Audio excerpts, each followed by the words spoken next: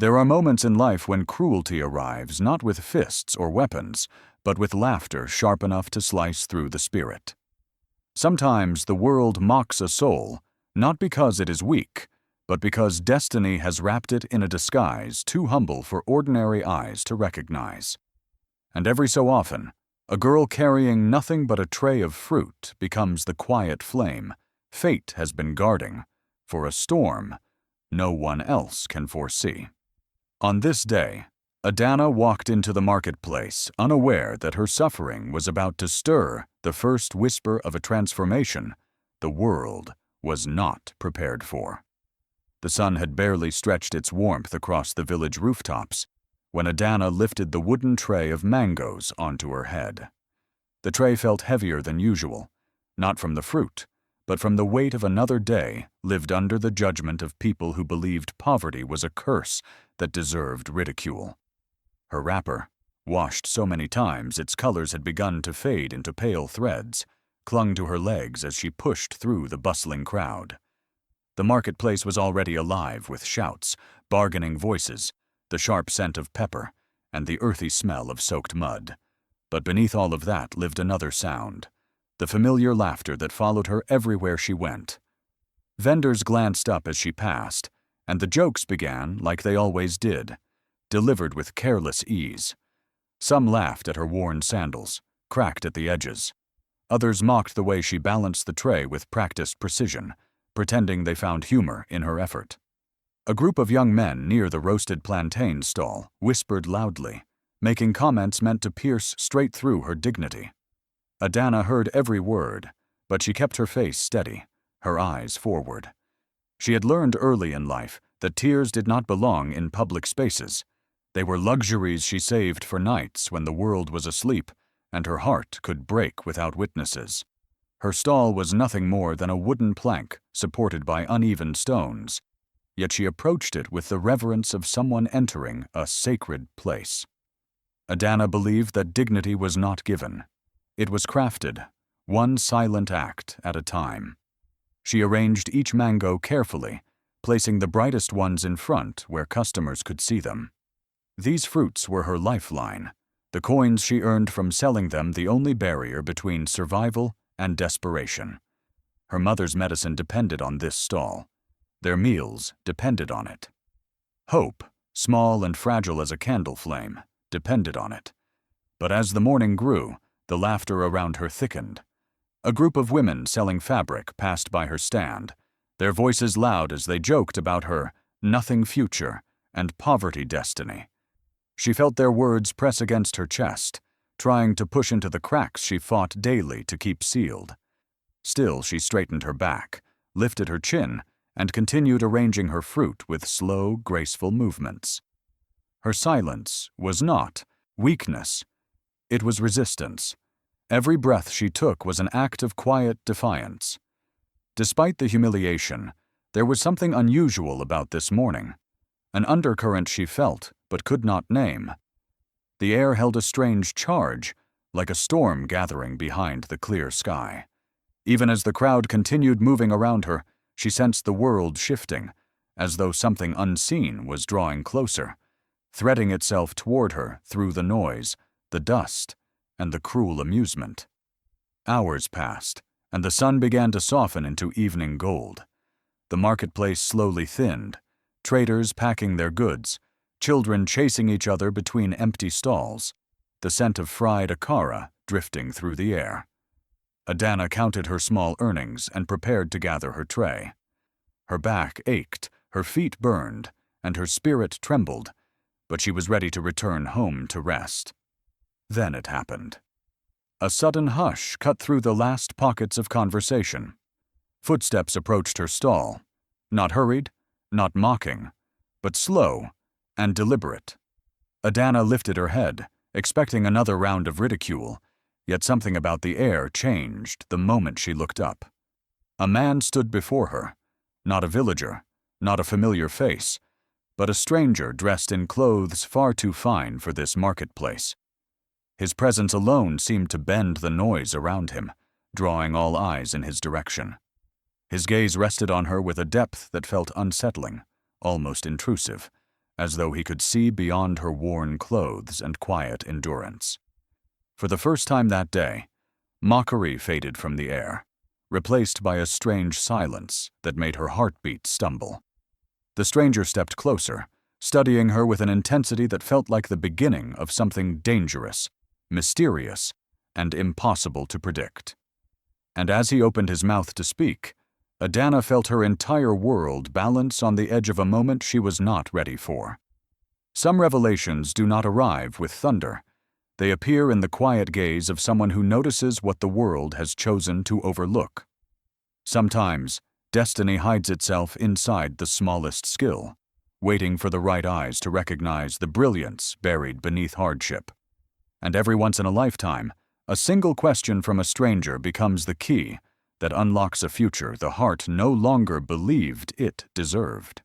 For Adana, that moment began with a man whose presence changed the rhythm of the marketplace before he even spoke. The stranger stood before her stall with a stillness that unsettled the dusty air around him. His clothes were finely woven, the threads rich and carefully tailored, evidence of a life far removed from the noisy stalls and mocking voices of this marketplace. Yet, instead of turning away from her worn stand like so many others did, he stepped closer with a deliberate calm, examining the arrangement of mangoes with the focus of someone searching for meaning rather than merchandise. Adana, still shaken by the attention his presence had drawn, tightened her grip on the tray as if bracing for another form of ridicule. But no such mockery came. He picked up one of the mangoes gently, almost reverently, running his thumb along its skin with the practiced assurance of someone who understood quality. Without asking permission, he bit into it. The moment the sweetness touched his tongue, he paused, not politely, not artificially, but with the stunned admiration of a man encountering something unexpectedly remarkable. His eyes widened, not at her torn wrapper or her cracked sandals, but at the flavor crafted by her instinct, her care, her discipline. And that simple reaction, honest, unfiltered, sent a small tremor of bewilderment through her chest. "You chose these yourself?" he asked, after a long, thoughtful moment. The question startled her. No one had ever cared enough to ask where her fruit came from or how she selected them. People bought quickly, judged quickly, laughed quickly, but none had taken time to listen. She nodded carefully, waiting for the familiar sting of skepticism. Instead, he leaned forward slightly. "How do you know which ones are ready?" he asked, his tone gentle, curious, as if he were speaking to someone whose knowledge mattered. Adana hesitated.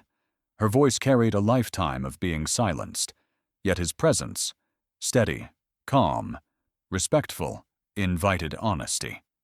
She explained how she evaluated ripeness not just by color, but by weight, scent, skin texture, the softness hidden beneath a firm surface.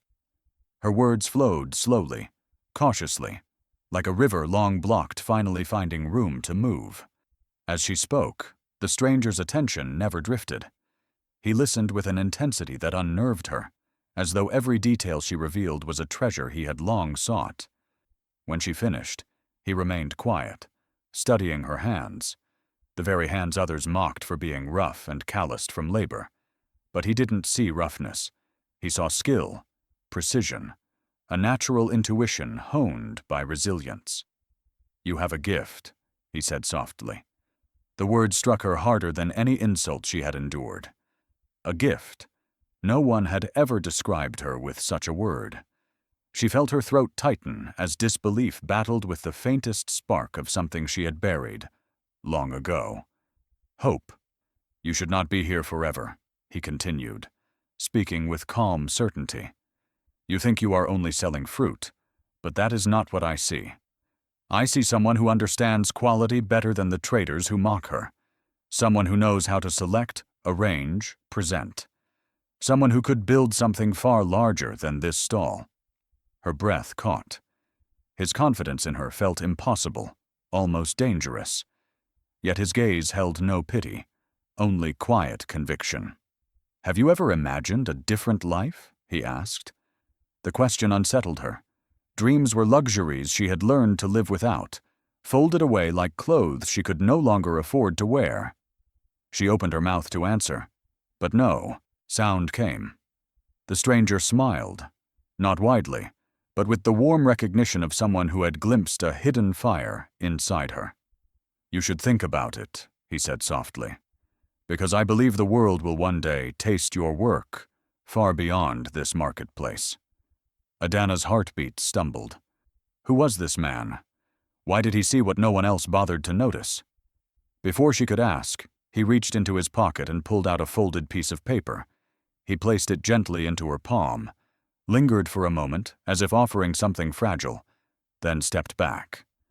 As his fingers released the note, she felt a strange heat pulse through her hand, as though the paper itself carried purpose. The crest stamped on it glimmered faintly in the fading sunlight, unfamiliar, yet hauntingly resonant. The stranger offered her one last look, deep, knowing, almost prophetic, before turning away. And in that instant, Adana realized her life had just shifted in a direction she could not yet comprehend. Strength does not always march loudly into the world. Sometimes it moves in weary footsteps that refuse to give way beneath the weight of unending responsibilities. Some hearts shine brightest, not under praise, but in the shadows, where no one sees the battles they fight alone. And while the world may dismiss a fruit seller as insignificant, destiny often sees a woman carefully shaping her future with every quiet act of endurance. For Adana, survival was never just a task. It was a promise whispered to life itself, a vow she would not allow poverty to break. When Adana reached home that evening, her mother lay curled on a thin mat in the dim corner of their small clay room. The air smelled faintly of herbs boiling over a low fire, their bitter aroma mixing with the scent of earth and smoke. Though fatigue clung to every fiber of her body, Adana knelt beside her mother with gentle hands, adjusting her wrapper and offering a small bowl of warm broth. Her mother's eyes flickered open briefly, gratitude shining through the fog of pain. Moments like these reminded Adana why she endured the long days, the mocking laughter, and the weight of a future that seemed too heavy to claim. Her mother's frail hand rested atop hers, carrying a silent blessing that traveled deeper than words could ever reach. After settling her to sleep, Adana stepped outside into the night. The stars stretched overhead, like scattered diamonds across a velvet sky, each one shimmering with a beauty she rarely had time to appreciate. She washed the day's dust from her feet and wiped her face with a cloth dipped in cool water, feeling the fatigue drift from her spirit just enough to begin her nightly ritual. Under the faint glow of a lantern, she opened the raffia basket that carried her livelihood and began sorting through the remaining mangoes. She examined each fruit with precision, touching, weighing, smelling, separating the bruised from the perfect, the ripe, unready. Her hands moved with practiced instinct, guided by a quiet intelligence no one acknowledged. Long before dawn each morning, Adana rose while the world slept. The first rooster had barely begun to cry when she stepped into the cool morning air, preparing for another day that would test every ounce of her resilience. She washed the mangoes carefully, polishing their skins until they glowed under the soft lantern light. Nothing about her life was easy, yet she approached each task with a reverence that turned labor into art. Sorting fruit was not simply a routine. It was a silent conversation with her future, an unspoken belief that her skill held value even if the world refused to see it. Over time, something subtle began to change in the marketplace. The laughter did not disappear overnight, but it weakened. Those who once mocked her now watched her hands with quiet curiosity. A few customers started choosing her stall first, drawn not by pity, but by the undeniable quality of her selection. Rumors spread about the sweetness of her mangoes and the precision of her picking. Even traders who once ridiculed her began observing the techniques she used, though they pretended not to care. The marketplace, once an arena of humiliation, had begun to shift around her. Slowly, quietly, inevitably. Yet despite the small victories, Adana felt an unfamiliar restlessness growing inside her. The stranger's voice, calm and deliberate, echoed through her thoughts with disarming clarity. His words had pierced through layers of resignation she didn't know she had built within herself. "You have a gift. You could build something far larger than this stall." Every time she remembered his voice, a tremor ran through her chest, half hope, half fear. That night, as she prepared to rest, her eyes drifted toward the folded note the stranger had placed in her hand. She had tucked it beneath her pillow, too afraid to look at it earlier, as though opening it would unleash a truth she was not ready to face. But the memory of his confidence in her would not let her sleep in peace. With trembling fingers, she reached beneath the pillow and brought the note into the lamplight. As she unfolded the paper, the small crest at its corner gleamed sharply, catching the flickering light like a hidden star refusing to stay silent. The symbol looked ancient, powerful, and strangely familiar, tugging at a distant recognition she could not place. Her heartbeat quickened, the room growing still as though the night itself leaned closer to listen. And in that fragile, breathless moment, Adana felt the first stirrings of a truth that would soon reshape everything she believed about her life. There are symbols that drift into life gently, like feathers on the wind. And there are symbols that arrive with the quiet force of destiny, reclaiming what was once forgotten. Some signs appear so far above one's circumstances that they feel almost dangerous to touch, as though acknowledging them might awaken something the world never intended her to see. And sometimes a single crest, stamped in gold, can shatter the delicate walls of an ordinary life and reveal the distant roar of a future rising from the shadows. For Adana, that crest did not simply belong to another world, it threatened to pull her into it. The moment her fingers brushed the embossed symbol on the note, a tremor passed through her body. Under the wavering glow of the lantern, the rising sun emblem gleamed with a quiet authority that did not belong in a home built from mud walls and patched roofing sheets. It felt impossibly out of place, like a fragment of a foreign universe that had slipped into her modest world. Her breath grew shallow as she traced the emblem again, noticing the intricacy of its lines, the precision of its design, each detail far too refined to be local craft. She tried to steady her racing thoughts, but the room seemed to pulse with a new and unsettling life. The name of the corporation came back to her in fragments, half-remembered whispers from elders who spoke of it only during important village meetings. An international brand, massive, powerful, unreachable, known for its golden crest shaped like a rising sun.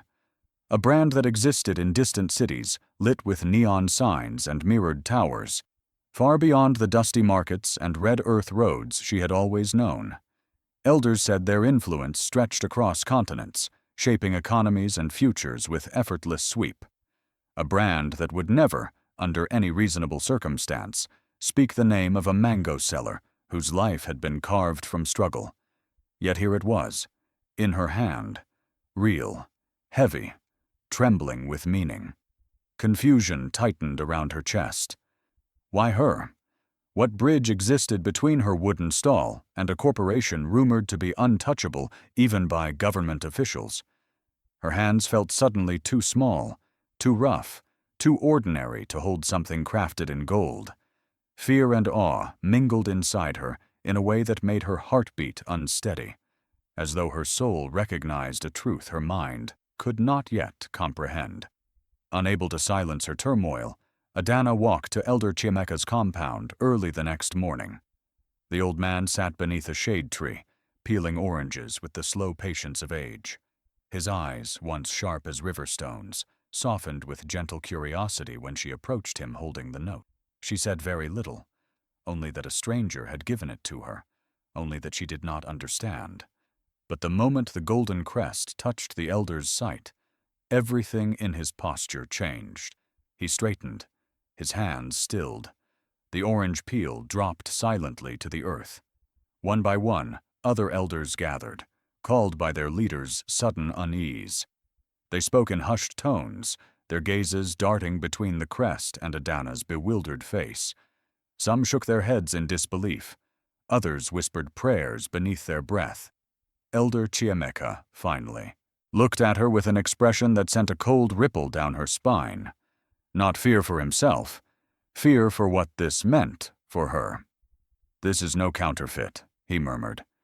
"This crest belongs to those who do not involve themselves in ordinary lives, unless the purpose is extraordinary."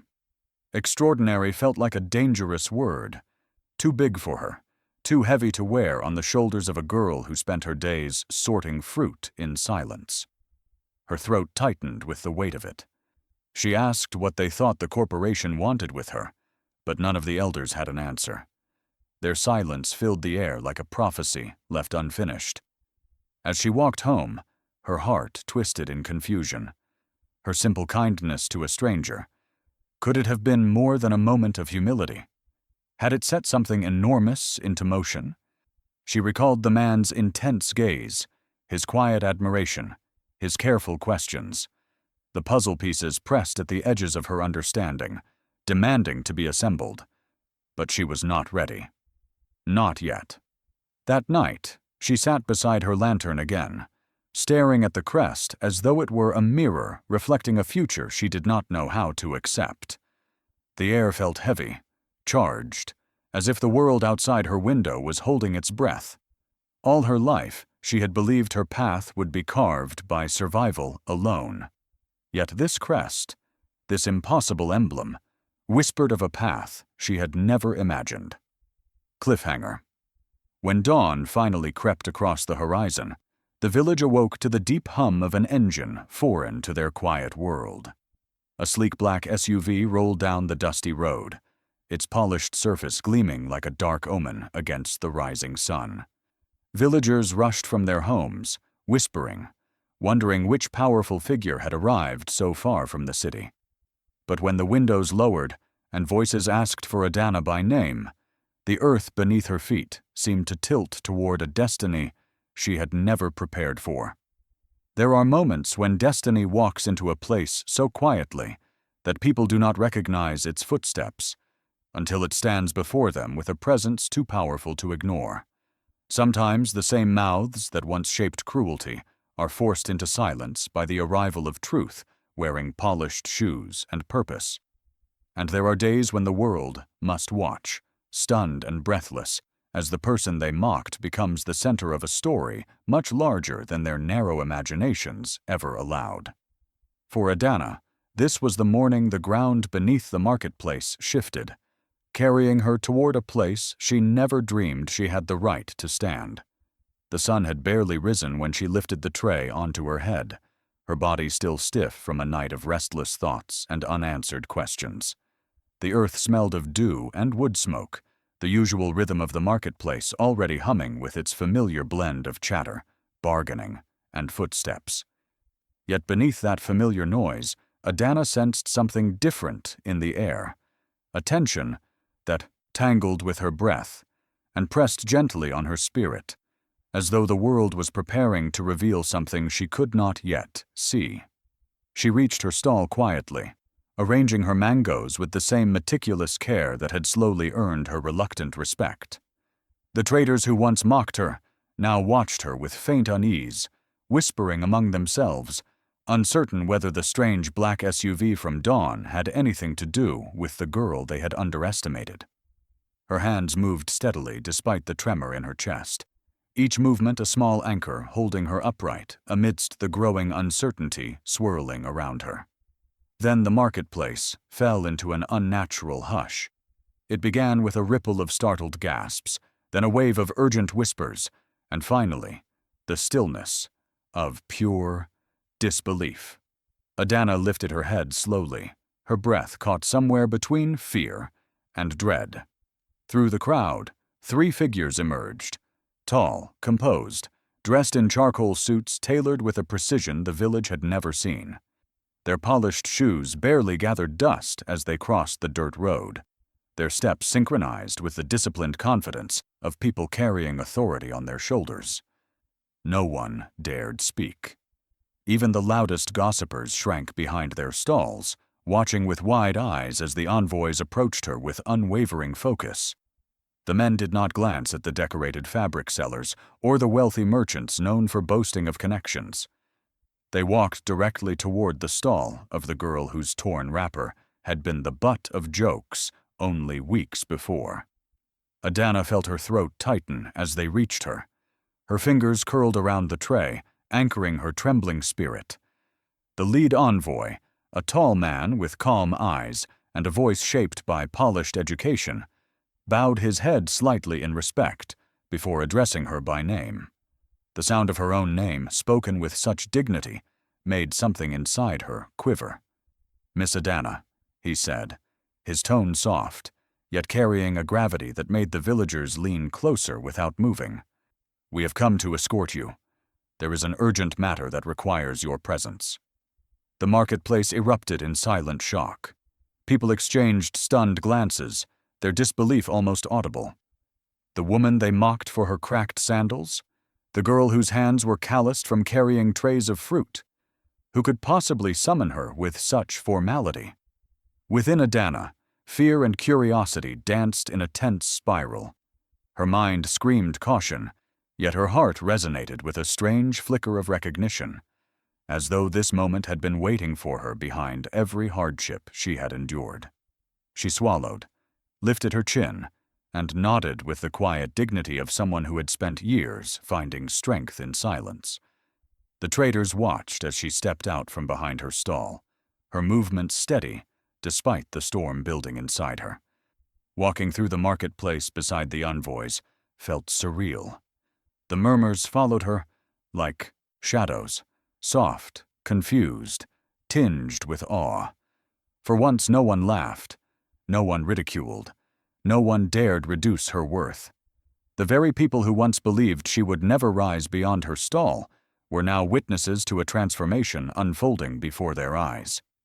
The SUV door opened with a soft click. Adana hesitated for the briefest moment, feeling the weight of her old life tug gently at her ankles. But the note in her pocket, the crest that refused to fade from her thoughts, and the stranger's haunting conviction pushed her forward. She stepped inside. The air smelled of leather and faint cologne, a world far from the dust and noise she knew. Documents lay neatly on the seat beside her, bearing her name in clean, elegant print. Her name, written with a dignity she had never dared to imagine. Her pulse quickened as she reached for the first page, her fingers trembling with the weight of the unknown. As the SUV began to move, the papers slid open, revealing words that made her vision blur with disbelief. The opportunity spelled out in deliberate, powerful language was bigger than anything she had ever dreamed. The world outside her window blurred into streaks of dust and sunlight as her old life drifted away. And in that suspended moment, Adana understood. This journey was not a coincidence. It was a calling rising from the future itself. Some worlds do not wait for dreams to summon them.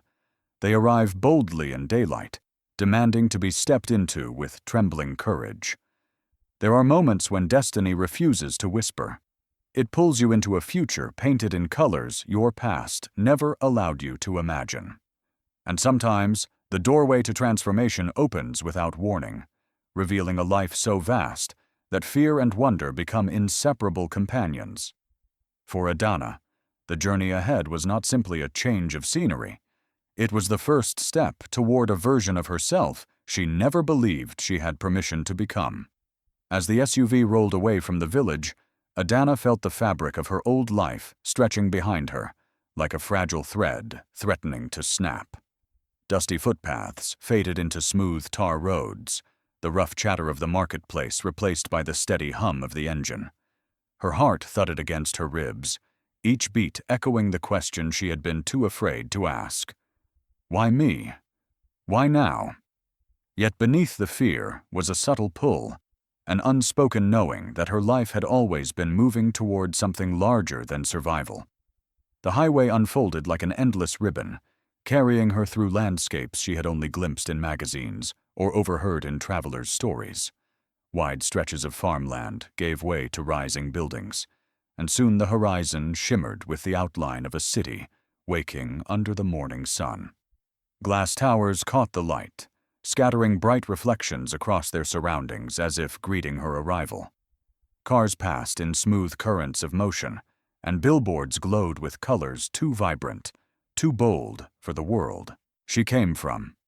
Adana pressed her palm to the window, her breath fogging the glass. She had never imagined herself moving through such spaces. She felt small, yet strangely alive, a seed uprooted from dry soil and placed where it could finally breathe. She watched people on sidewalks, professionals in crisp suits, students holding coffee cups, teams in branded shirts moving with purpose, and she wondered if any of them had ever begun their journey beneath the weight of a fruit tray. When the SUV approached a massive complex surrounded by manicured gardens and shimmering glass walls, Adana's throat tightened. The golden crest she had seen on the note stood tall at the entrance, embossed on a towering sign that reflected the sunlight like a promise too bright to dismiss. Her chest grew warm with disbelief. This was not a place people like her entered. This was a world for those who had been born into opportunity, not those who fought daily for scraps of dignity. Yet the gates opened for her. Inside, the headquarters felt like stepping into another universe. The floors gleamed like polished stone, the air smelled of citrus and fresh paper, and the soft hum of technology vibrated with an energy that made her pulse quicken. Executives in tailored suits moved with quiet authority, yet when they saw her, their expressions softened with warmth rather than dismissal. She felt their respect before she heard their words. A woman in a deep blue blazer stepped forward, her voice elegant but kind. She explained that the stranger from the marketplace was the founder's son, a man who had traveled incognito to observe the world beyond privilege. His admiration for Adana's discipline, instinct, and craft had not been simple curiosity. It had been recognition. He had seen in her the rare qualities the company sought: precision, intuition, consistency, and the kind of humility that could not be taught in classrooms. The executives guided her through halls filled with innovation, test labs glowing with equipment, training rooms lined with samples, conference halls buzzing with creative minds.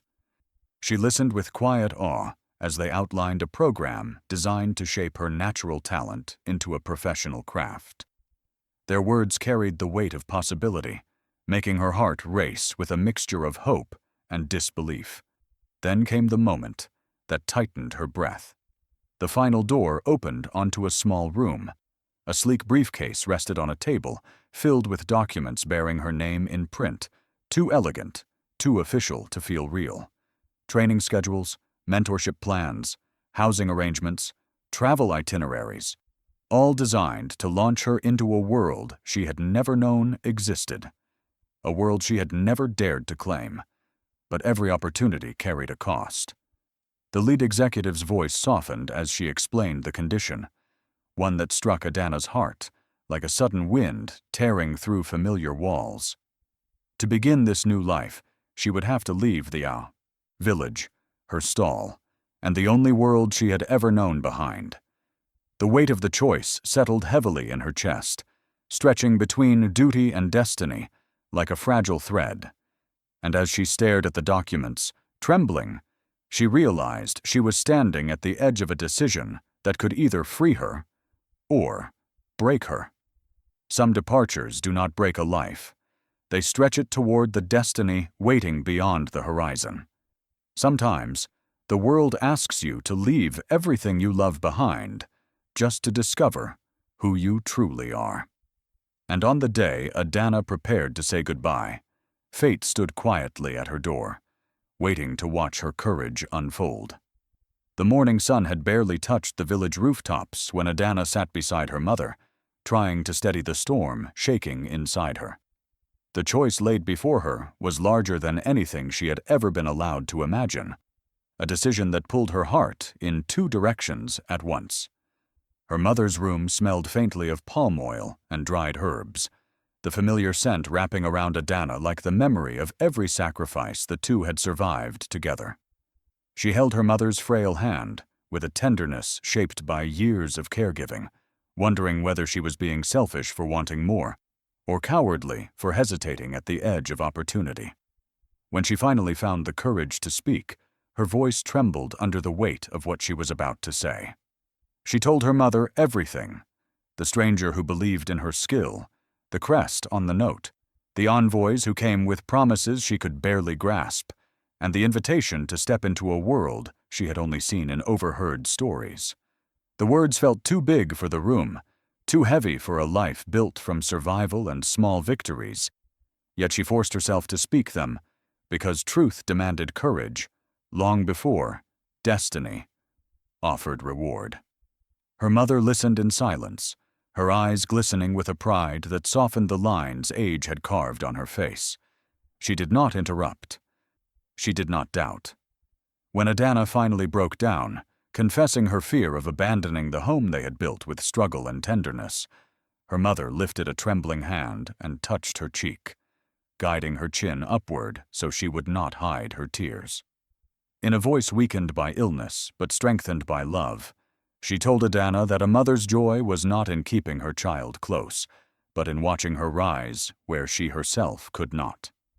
Her blessing came not as a whisper, but as a gentle command. She must go, she must grow, and she must not look back with regret. Word traveled quickly through the village, carried on curious whispers and sudden silences. People who once mocked her dusty feet and torn wrapper gathered outside her home, not out of ridicule, but reverence. Children stared at her with wide eyes, sensing a transformation even they could not explain. Women paused their grinding stones, men stopped repairing fishing nets, and the marketplace, her battleground of humiliation and perseverance, felt different for the first time. It was as if her decision had shifted the air around them, reminding everyone that even the smallest beginnings could command the attention of fate. When the envoys returned to escort her to the airport, their polished shoes and quiet authority no longer intimidated her. She stood taller, steadier, shaped by the final blessing her mother had whispered into her ear.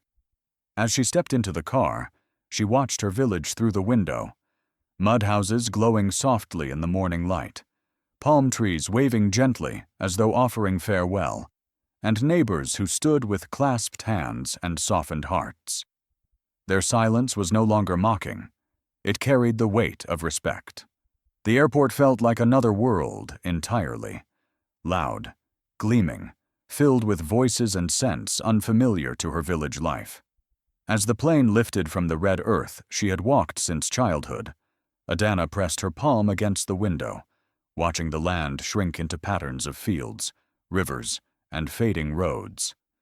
She whispered a promise to return, not as the girl who sold mangoes, but as a woman shaped by opportunity and resilience. Hours later, when the plane descended into a foreign city wrapped in steel and glass, her heart pounded with awe and uncertainty. She stepped into the terminal, expecting a crowd of strangers and unfamiliar faces. But instead, she froze. The air stilled around her as she recognized the one figure waiting at the bottom of the arrival gate. He stood with calm certainty, as though he had known exactly when her destiny would land. His familiar gaze held a purpose she could feel from across the room. And in that moment, Adana realized her journey was about to take a turn far deeper than she had prepared for. Some transformations do not happen in sunlight. They are carved in quiet rooms where no one is watching, where failure becomes the fire that tempers the spirit. Greatness is rarely a gift.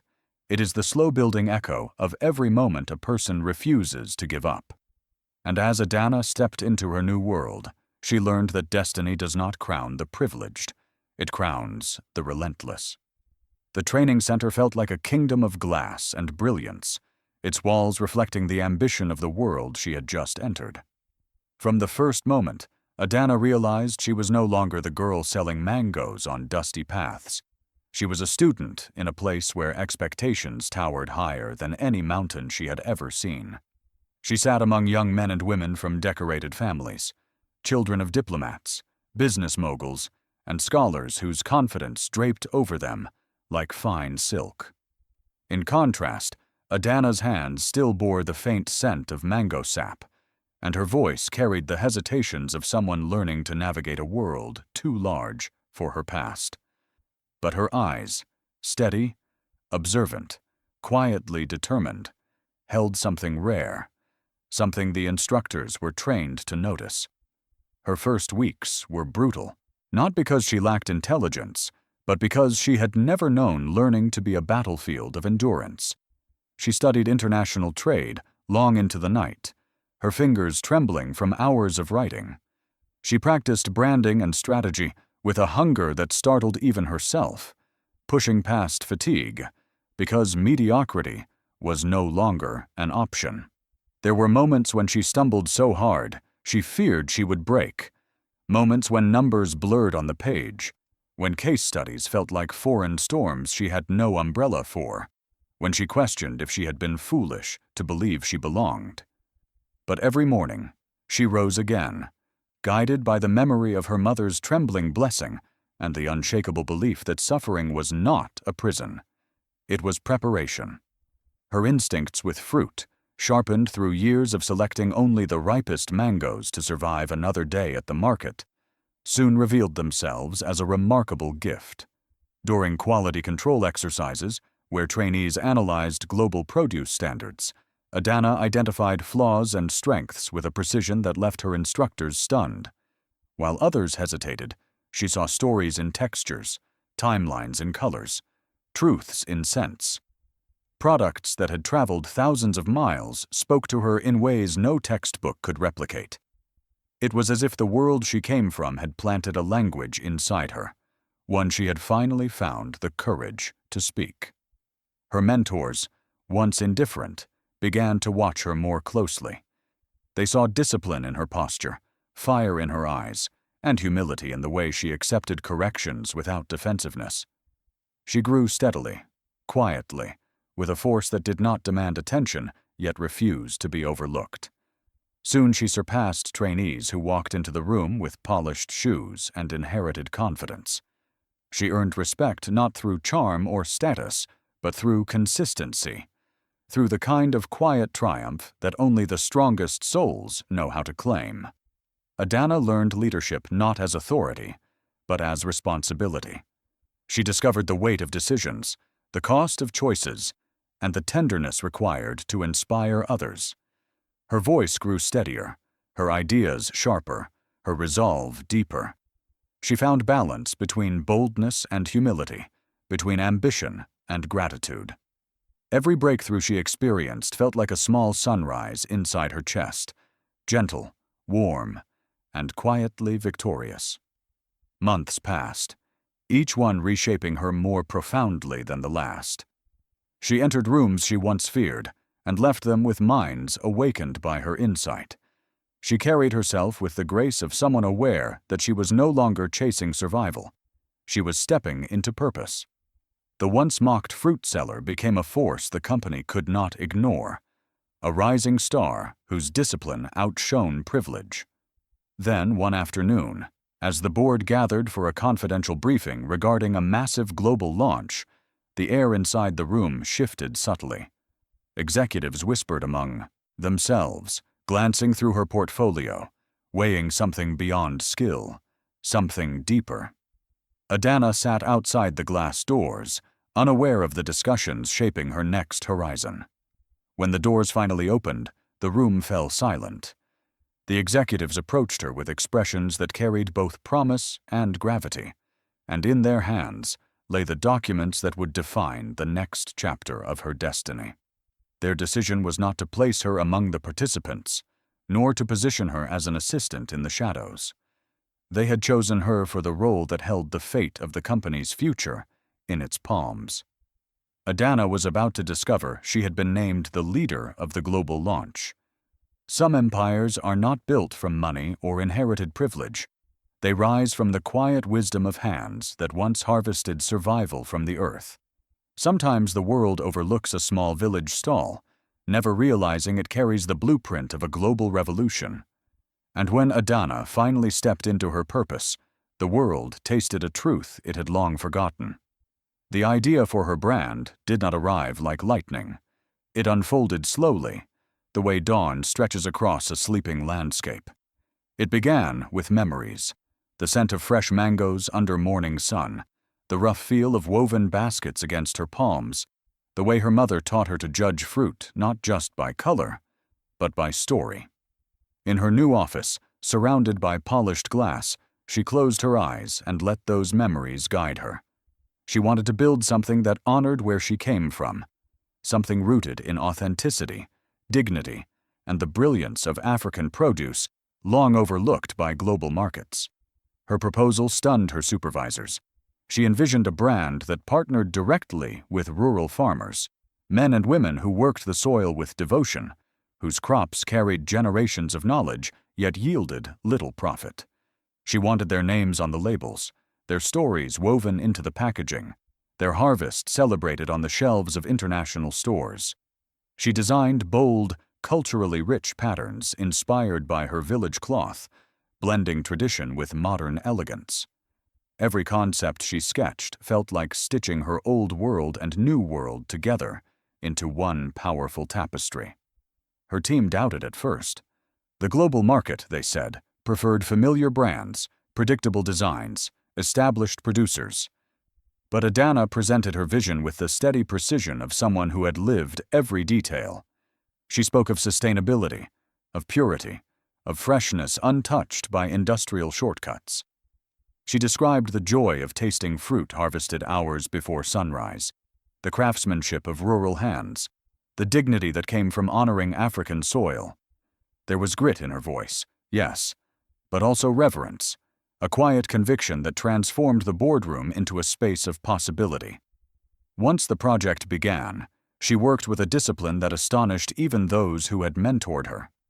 She visited farming, communities herself, walking between fields glowing in the afternoon light, shaking hands with elders whose crops had fed generations, listening to stories carried in weathered voices. She negotiated fair prices, promised consistent support, and photographed every stage of the harvest. These images later became the heart of her branding: real people, real land, real pride. When the first product line launched, retailers hesitated. But within weeks, something remarkable happened. Consumers around the world were drawn to the vibrance of her design, to the honesty in her messaging, to the unmistakable richness of the flavors she had fought to preserve. Sales soared not in a flash, but like a steady sunrise dissolving the last shadows of doubt. Influencers praised the freshness.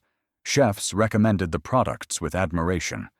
Media outlets lined up for interviews with the young African woman redefining the global fruit market.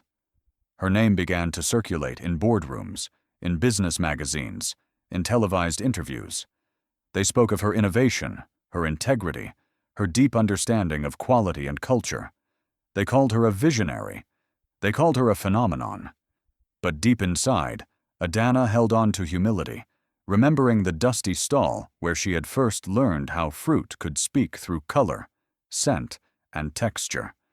She knew her rise was rooted not in ambition, but in honoring the people and land that shaped her. Months passed, and the brand grew into a phenomenon. Global distributors requested partnerships, investors sought meetings, and foreign governments praised the economic uplift her brand brought to rural communities. She became the face of a rise no one saw coming, a woman whose quiet resilience had blossomed into worldwide influence. Yet she remained grounded, carrying gratitude like a second skin. One day, during a packed board meeting filled with executives, shareholders, and global partners, the founder himself walked in, a man whose presence commanded instant silence. He stood at the head of the table, his expression unreadable, the room thick with anticipation. The air shifted as he cleared his throat, prepared to deliver news that would alter the company's future. He announced his retirement. The room erupted in shock as pens froze, screens dimmed, and whispers swept across the table like a sudden wind. But the founder did not look at the executives. He did not turn to his longtime directors. He lifted his gaze and fixed it directly, deliberately, on Adana. The room fell silent as his eyes locked onto hers with an intensity that made her pulse tremble. Everyone sensed the weight of the moment, the direction his unspoken decision was taking. And in that breathless pause, Adana realized fate was about to present her with a crown she never asked to wear. Some crowns do not shine with jewels. They glow with the quiet endurance of a soul that learned to rise without applause. True leadership does not hunt for glory. It finds the one who carried responsibility long before power ever called her name. And on the day Adana stood before the board, destiny stepped forward, not as a reward, but as recognition, long overdue. The boardroom was a cathedral of glass and power, floor-to-ceiling windows framing a city pulsing with ambition, polished marble reflecting the soft hum of air vents, screens glowing with charts that shaped global markets. Executives lined the table with sharpened pens and meticulously rehearsed expressions. Adana had entered this room many times before, but today felt different, heavier, as if the entire building had paused to watch what would unfold. The founder, a man whose presence commanded respect even in silence, stood at the head of the table with an expression that revealed nothing, and yet promised everything. He called her name, not with authority, but with the gentle gravity of someone unveiling a truth they had guarded carefully. The board leaned forward as he spoke, recounting her journey with a reverence that softened even the most rigid faces in the room. He described the girl who once carried mangoes on her head under unforgiving sun, the trainee who studied until dawn lit her window, the leader who built a brand from the memories of farmers and landscapes the world had underestimated. Each memory he shared drew a deeper breath from the board, as though they, too, were witnessing a transformation they had not fully understood. Then he said the words that froze the air. He named her the new global CEO, the youngest in the corporation's history, the first from her continent, the first whose story began in soil, not privilege. Shock rippled across the room like a silent quake. Several executives exchanged stunned glances. Others attempted to mask their surprise behind polite nods, but the tremble in their fingers betrayed them. Journalists waiting outside sensed the shift and pressed against the glass walls, cameras flashing like sudden lightning. Yet Adana didn't see any of it. Her vision blurred as memories flooded in, her mother's tired hands sorting fruit at dusk, her own feet walking barefoot across dry earth, the sting of laughter from traders who mocked her torn clothes, the sweetness of mangoes chosen with the precision her mother taught her. She inhaled deeply, grounding herself in those memories, the roots of her rise, the quiet victories that had shaped her long before the world learned her name. In that moment, she understood something profound. This crown did not elevate her above her past. It carried her past with her, honoring every struggle she had survived to reach this point. The founder's voice softened as he extended a hand toward her, signaling the beginning of a new era. The board waited, the room thick with anticipation, curiosity, and unspoken admiration. Their eyes followed her every breath, every subtle tremor in her expression. To them, she was a phenomenon. To herself, she was simply a girl who had refused to surrender to circumstance. But Adana did not step forward immediately. She stood still, her heart racing with a truth she had carried for years, one that could not be ignored at this pivotal moment. Leadership, she knew, was not a crown meant to be worn alone. It was a responsibility that demanded honesty, courage, and the willingness to anchor power on purpose. So she lifted her chin gently, her posture steady, her voice calm, but weighted with conviction. Before accepting the crown that millions would soon celebrate, she made a single request, one that rose from the deepest part of her spirit and echoed through the boardroom like a quiet thunder. The executives stiffened, leaning forward, their expressions shifting from celebration to uncertainty. The founder himself paused, surprised by the seriousness in her eyes, sensing that whatever she was about to say would alter more than her own destiny. Her request fell into the silence like a stone dropped into still water, sending ripples through the room. Every face turned toward her, stunned, breath suspended in the air. And in that fragile hush, the entire board realized Adana's rise was about to take a direction none of them had imagined. True power is not measured by the height a person rises, but by the hands they reach for when they stand at the top. Greatness is not the glitter of success. It is the courage to return to the dust that once held your footprints. And on the day Adana made her request, she proved that leadership without compassion is nothing but an empty crown. The room felt suspended in the fragile space between shock and reverence. Executives who once shaped global markets with a signature now sat frozen, uncertain how to respond to the single condition Adana placed before them. Her voice had not trembled. Her eyes had not shifted. She stood with the grounded strength of someone who understood both the pain of scarcity and the responsibility of influence. She did not ask for higher salary, extended authority, or personal privilege. Instead, she asked for something that reached beyond the walls of wealth and touched the soil where her life began. She demanded that a percentage of the corporation's profits be dedicated to rural African farmers and their children, those whose hands worked the land before sunrise, whose feet carried them across cracked soil, whose futures often ended before dreams could form. She spoke of her mother's worn palms, of elders who taught her the language of fruits, of children she left behind, whose laughter carried both innocence and hunger.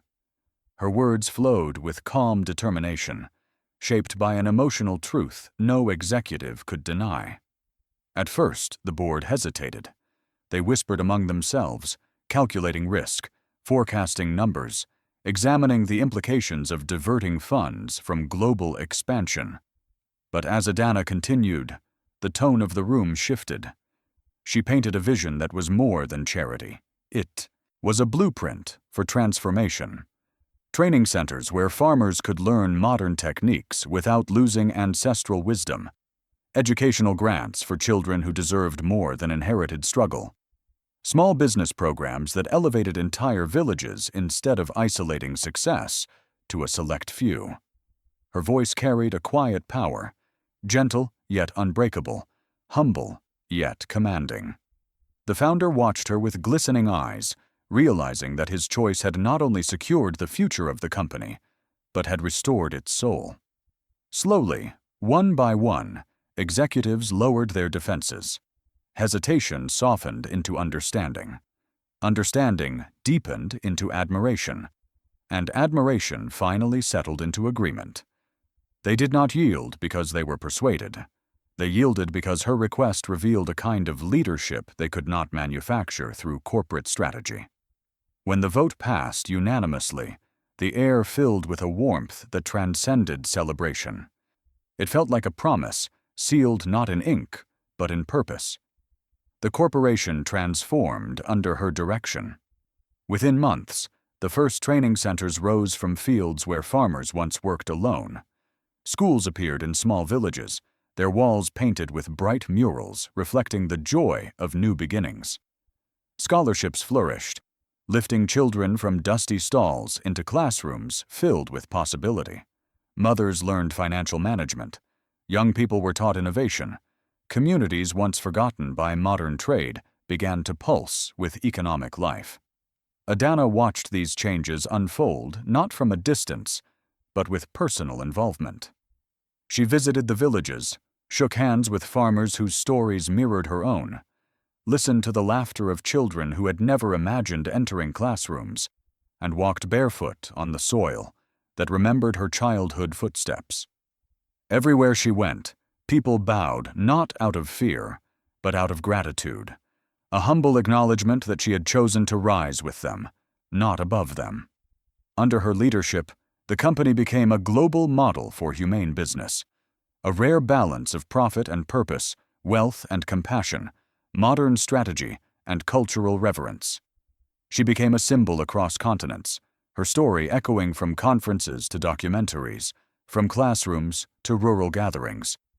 Yet through all the praise, Her heart remained anchored in the simple truth she had always known.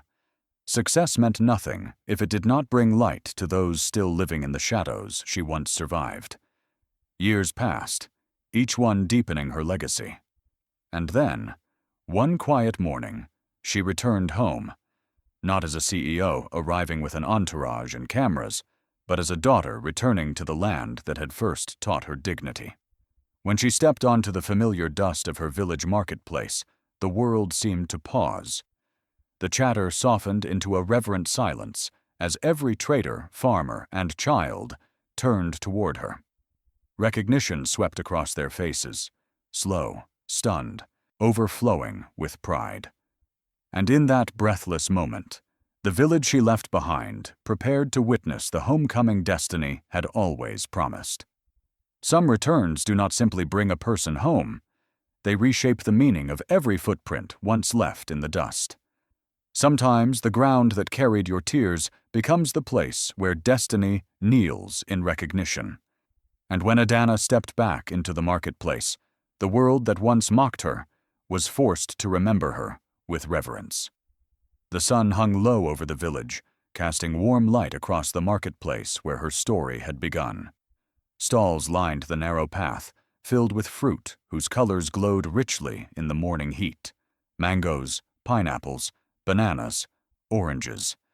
And the air was thick with the familiar scent of earth and ripeness that once defined every chapter of her childhood. But today was different. Today the marketplace breathed with a quiet anticipation, as though every woven basket, every cracked wooden table, every grain of dust understood that history was returning to rewrite its memory. Adana walked slowly, dressed in elegant African attire, tailored with subtle patterns that paid homage to her roots. Her wrapper flowed with grace, her jewelry simple but meaningful, her posture steady with a humility shaped by years of leadership rather than luxury.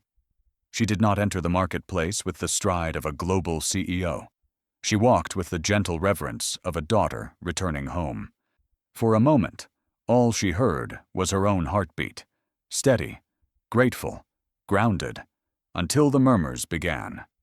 One trader recognized her first. The old woman's basket slipped from her fingers as realization dawned, and her eyes widened with a mixture of shock and awe. Others followed, whispers spreading like wind rippling across tall grass.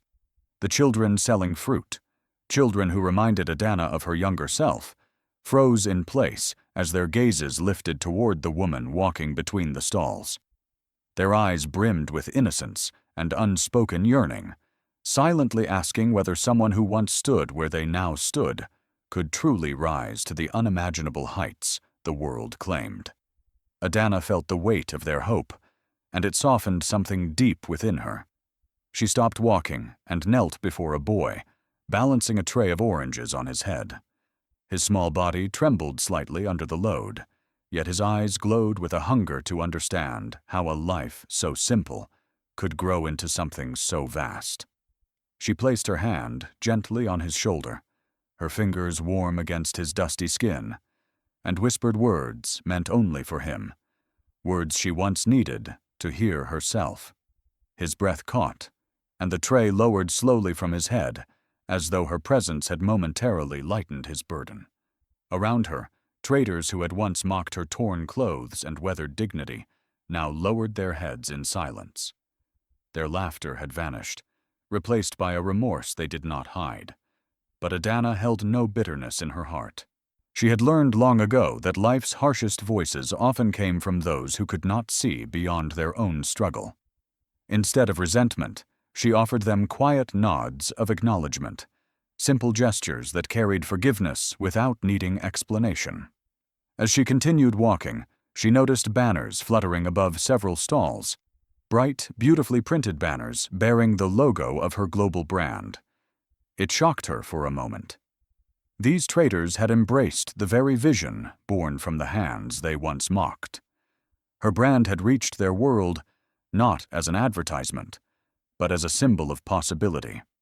She felt her chest tighten with gratitude, realizing that this village had unknowingly become part of the empire she had built. The marketplace stayed silent as she moved through it, respectful, reverent, almost protective.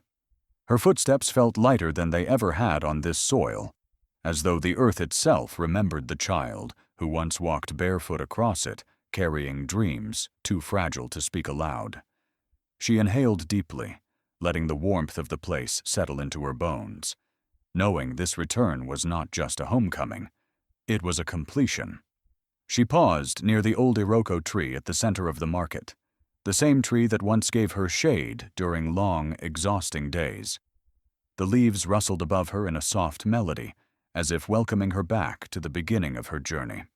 Just as she prepared to continue walking, she felt the energy of the crowd shift. A hush fell, thicker than before, stretching into the stillness like a held breath. From behind her, cutting through the quiet, came a soft voice. Gentle, familiar, wrapped in years she thought she had left behind. The sound of her name drifted toward her with a tenderness she had not heard in a lifetime. Her heart stilled. The marketplace spun into silence, and every memory she had buried stirred awake. She turned slowly, knowing the face behind that voice was about to change everything. If this story touched your heart, don't let the journey end here. Subscribe now and stay with us for more life-changing African tales of courage, destiny, and quiet triumph. Like and share this video so others can feel the power of rising from dust to glory. Tell me in the comments which moment stayed with you long after the story ended. Your voice keeps this storytelling family alive. Stay close. The next story may be the one your heart has been waiting for.